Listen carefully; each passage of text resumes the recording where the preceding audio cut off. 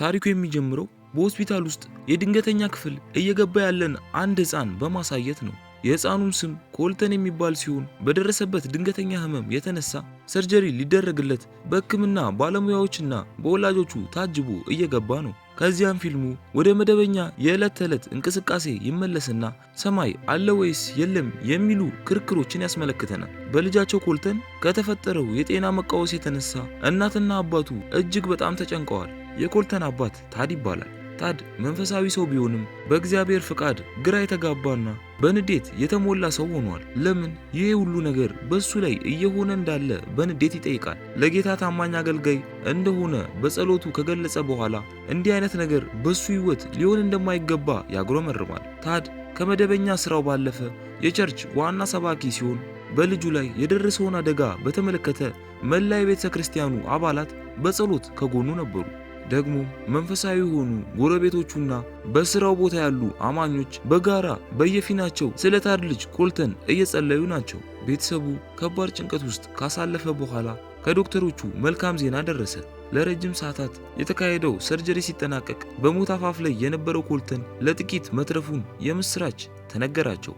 ኮልተንም ከበሽታው ከተፈወሰ በኋላ አባቱ የተለያየ ቦታ ወስዶ ሊያዝናና ይሞክራል። በዚህ መሃል አባቱ አንድ ያስተዋለው ነገር ቢኖር ኮልተን ባህሪው በብዙ መልኩ እየተቀየረ መሆኑን ነበር። በፊት ፈሪና አይናፋር የነበረው ኮልተን ምንም ነገር የማይፈራ ደፋር ሆኗል። ከራሱም አልፎ ኮልተን ለአባቱ ምንም ያስፈራ ነገር እንደሌለ ይነግረዋል። ከዚያም አልፎ በኦፕሬሽኑ ላይ ያለ የመላእክት ኳየር ካጠገቡ ሆነው ሲዘምሩ ማየቱን ይናገራል። ደግሞም እናቱ ስልክ ስታወራ አባቱ በንዴት እግዚአብሔር ላይ ሲጮህ ማየቱንም ይናገራል።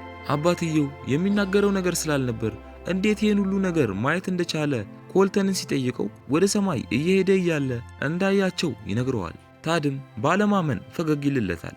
ቤት ውስጥ ሶኒያ ቤተሰቡ ያለበትን ዕዳ ለታድ ካሳየችው በኋላ በሆነ መንገድ ከዚህ ዕዳ መውጣት እንዳለባቸው ትነግረዋለች። ከዚያም የኮልተን የሕክምና ወጪዎች የፈጠሩት ዕዳ በጣም ብዙ መሆኑን እየነገረችው እያለ ኮልተን ይሰማል። ከዚያም ኮልተን ዶክተሩ እሱን ሲረዳው ስላየ ለዶክተሩ መክፈላቸውን እንዳይረሱ ሲነግራቸው ደርቀው ይቀራሉ። የኮልተን ታላቅ እህት ካሲም እንደ ወላጆቿ በኮልተን ላይ የባህሪ ለውጥ ታይበታለች። አንድ ቀን ኮልተን ኢየሱስ ፈረስ እንዳለው እንደነገራት ለአባቷ ትነግረዋለች። አባታቸው ታድ ነገሩን ያን ያህል ግድ የሰጠው አይመስልም።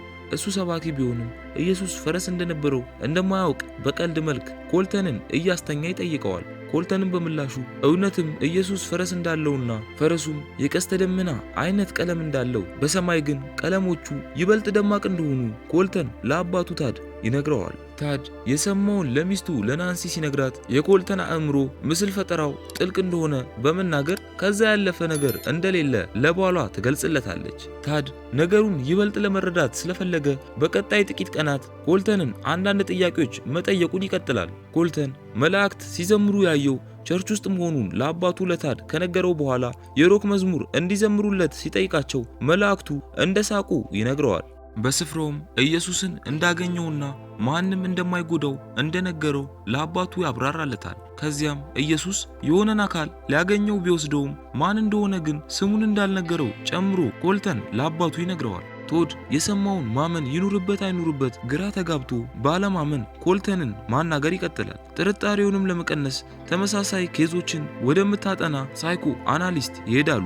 ሳይኮ አናሊስቷም በፈጣሪ የማታምን እንደመሆኗ ከኮልተን ጋር በተያያዘ ታድ የነገራትን ጉዳይ መንፈሳዊ ትርጉም እንደሌለው ትነግረዋለች። ከዚያም አእምሯችን በራሱ ለነገሮች ምስልና ትርጉም የሚሰጥ በመሆኑ በታድ የተፈጠረውን ኬዝ ከዚህ ያለፈ እንደማይሆን ትገልጽለታለች። ታድ ከዚያ ስፍራ ሲለቅ ከበፊቱ ይልቅ በብዙ ጥያቄዎች ተሞልቶ ይወጣል። ከዚያም ጓደኛው የመከረውን ምክር ተቀብሎ የኮልተንን ጉዳይ በስብከቱ መሃል ለማንሳት ይሞክራል። ኮልተን ሆስፒታል በነበረበት ሰዓት ስላያቸው ነገሮች ማውራት ሲጀምር በጉባኤው መሃል አለመግባባት ይፈጠራል። የመጀመሪያው ጥያቄ የነበረው ዶክተሮቹ እንዳሉት ከሆነ ኮልተን ሳይሞት ለጥቂት የተረፈ በመሆኑ እንደሞተ ሰው ወደ ሰማይ ሄዷል የሚለው ሐሳብ ትርጉም እንደማይሰጥ አንዱ ምዕመን ያነሳል። ከዚያም ባለፈ ሁሉም ሰው በየራሳቸው በነገሩ ግራ መጋባታቸውን ሲገልጹ በመጀመሪያም ያልተረዳው አባቱ ምን ማመን እንዳለበት እሱም እንዳልገባው ይገልጻል። የኮልተን እናትና አባት ሶኒያ እና ታድ ለብቻቸው ጊዜ እያሰለፉ ባለበት ስለ ክስተቱ ይነጋገራሉ። አንዳንድ የቤተ ክርስቲያኑ አባላት በስሜት መመራታቸውን ትተው ማሰብ እንደሚፈልጉና አንዳንዶቹ ደግሞ በተቃራኒው እንደሚያስቡ ሶኒያ ለታድ ትነግረዋለች። በዚህ መሃል ያሉ ታድ ከሚዲያ ይደወልለትና የደወሉለት ሰዎች ስለ ኮልተን ከሞት ጫፍ መትረፍ የጋዜጣ ጽሑፍ መጻፍ እንደሚፈልጉ ይጠይቋቸዋል። በመሆኑም የኮልተን ወላጆች ጥያቄውን በሙሉ ልብ ሳይሆኑ ይቀበሉታል። ጋዜጠኛዋ ኮልተንን ስታናግረው ሰማይ ላይ ኢየሱስን እንዳየው ይነግራታል። ደግሞም ያየው ኢየሱስ እጁና እግሩ ላይ ምልክት እንዳለው ይገልጽላታል። ማንም ሰው እንደማያምነው የተሰማው ታድ አባቱን ይጠይቀዋል። አባቱም የኮልተንን ጥያቄ በቀጥታ ለመመለስ ሲሸሽ ሚስቱ ትበሳጭበታለች። ቃለ ምልልሱ በጋዜጣ ሲወጣ ብዙ ሰዎች የኮልተንን ሰማይ መሄድ ስላላመኑበት በታድና በቤተሰቡ ላይ መቀለድ ይጀምራሉ። ኮልተን በሚማርበት ትምህርት ቤት ያሉ ልጆች መቀለዳቸውን አላቆሙም ነበር። ካሲ ለወንድሞቿ ለመከላከል በሚል ሁለት ወንዶችን ትመታቸዋለች። ያን ምሽት ታድ ስለ ልጁ የሰማይ ጉዞ የበለጠ ለማወቅ ስለፈለገ ከልጁ ከኮልተን ጋር ለማውራት ወደ ኮልተን መኝታ ክፍል ያመራል። ከዚያም ታድ ለኮልተን አንድ ጥያቄ ያቀርብለታል። በቸርች ያየው ኢየሱስ ፎቶዎች ላይ ካለው ኢየሱስ ጋር ይመሳሰል እንደሆነ ሲጠይቀው ኮልተንም ፎቶዎቹን ካየ በኋላ ከኢየሱስ ጋር የሚመሳሰለው ብቸኛው ነገር ልብሱ እንደሆነ ነገረው።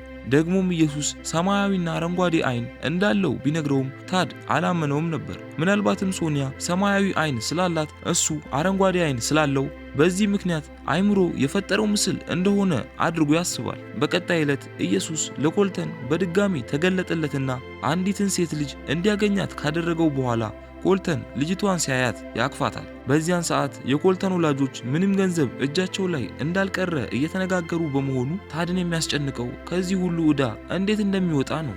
ታድ የሚያገለግልበት ቤተክርስቲያን አመራሮች ከታድ ጋር ስብሰባ ያደርጋሉ።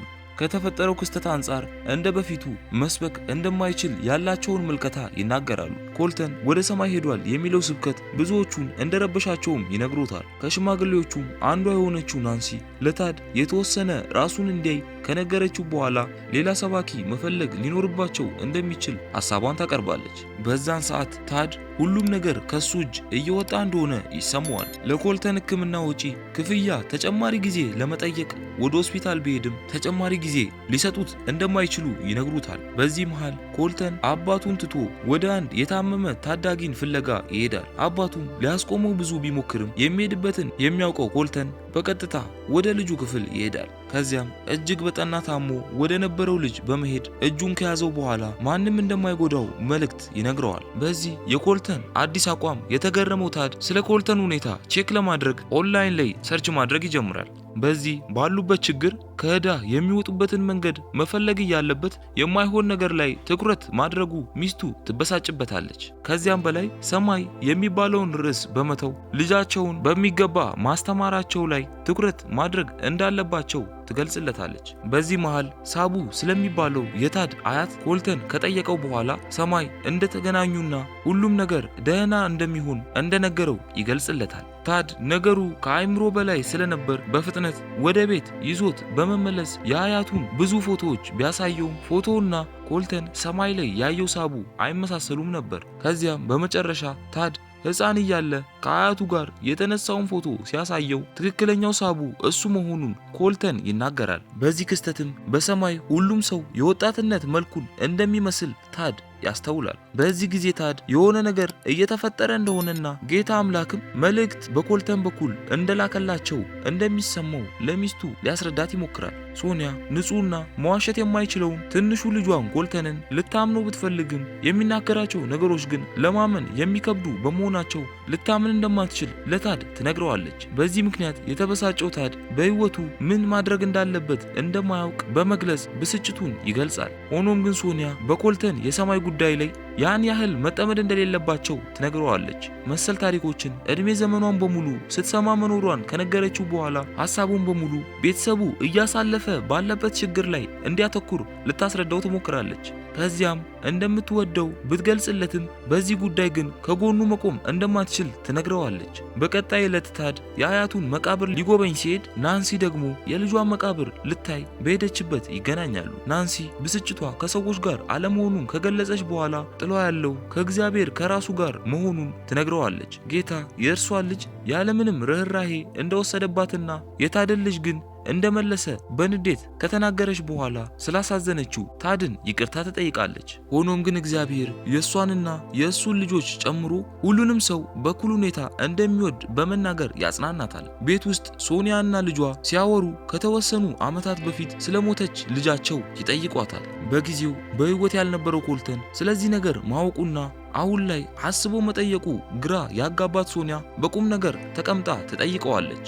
ከዚያም ልጇን በሰማይ እንዳገኛትና እንዳቀፈችውም ይነግራታል። ልጅቷ ካሲን ብትመስልም ጸጉሯ ግን የሶኒያን አይነት እንደሆነ ይነግራታል። ሶኒያ በሰማችው ነገር እጅግ ከተነካሽ በኋላ የኮልተን ሰማይ መሄድ እውነት መሆኑን በማመን ታድን ታቅፈዋለች። በዚህ መሃል ከሚዲያ ይደወልላቸውና የኮልተንን የሰማይ ጉዞ በተመለከተ ሊያናግሩት እንደሚፈልጉ ይገልጹለታል። ከዚያም ታድ ወደ እሁድ የቸርች ፕሮግራም ይጋብዛቸዋል። ቀጥሎም በኮልተን የሰማይ ጉዞ በመነሳት ስለ ሰማይ መኖርና አለመኖር ያስተምራል። እሱም እንደሌላው ሰው ሁሉ ሊድን የሚገባ ቁስል እንዳለው ከገለጸ በኋላ ልጁ ለሞት እጅግ ቀርቦ ሲያየው ያ ሁሉ ችግር ከምንም እንዳልቆጠረው ይናገራል። የሰማይን መኖር ታድ በእርግጠኝነት ከገለጸ በኋላ ልጁ ኮልተን ሰማይ ደርሶ እንደተመለሰም በእርግጠኝነት ያብራራል። ከዚያም በመቀጠል ታድ በተለየ መንገድ የሰማይን እውነተኛነት ለተሰበሰበው ሕዝብ ለማስረዳት ይቀጥላል። እኛ በዙሪያችን ባሉ ነገሮች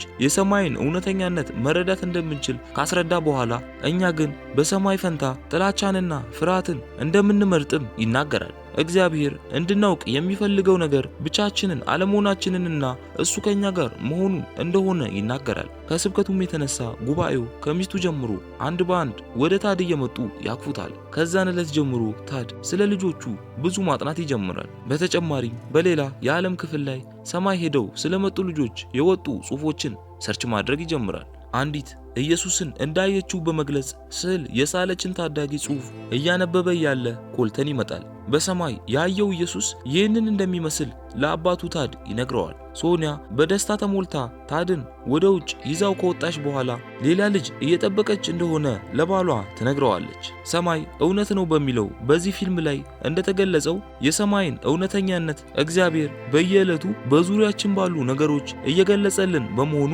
ልንረዳውና ልንቀበለው ይገባል። ውድ ቤተሰቦቻችን የዛሬው መንፈሳዊ ፊልማችን እዚህ ጋር ያበቃል። በቀጣይም እንዲህ አይነት በጣም አሪፍ የሆነ መንፈሳዊ ፊልም ይዘንላችሁ ስለምንመጣ ቪዲዮዎቹን ስንለቅ ቀድሞ ለእናንተ እንዲደርስ ቪዲዮውን ላይክ እንዲሁም ቻናሉን ሰብስክራይብ ማድረግ እንዳትረሱ። ቸር ያቆየን።